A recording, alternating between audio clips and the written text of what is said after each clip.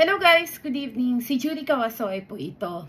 Okay, so kagabi nagsimula akong magturo sa inyo ng Japanese for beginners.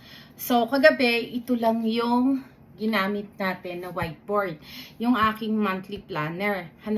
So sabi ko nga, bibili tayo ng whiteboard para gamitin ko sa pagtuturo ko sa inyo.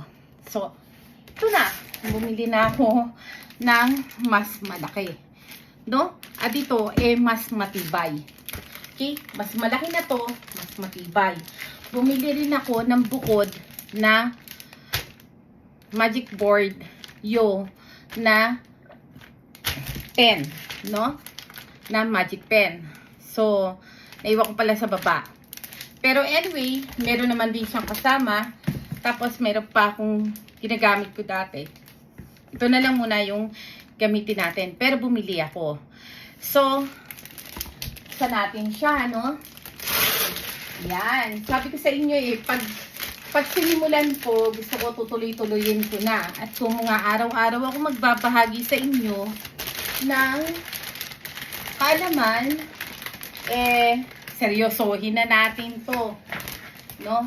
Kailangan kasi talaga, hindi kasi talaga pwedeng hindi mamumuhunan ano? Kaya, yan. Hindi naman siya ganun kamahalan, pero magandang klase na yung binili natin. Kita yung ilaw ng no? Yung aking light, kaya po nagliliwanag tayo. Maganda yung ilaw ko ngayon Okay, so ito yung gagamitin natin. So, patayo na yan para kitang-kita. Yan na. Okay, so yan yon, no? Makikita nyo na siya, no? Okay, so medyo nagre-reflect lang yung ilaw. Yan. So, kita nyo na, no? Kita nyo na, di ba?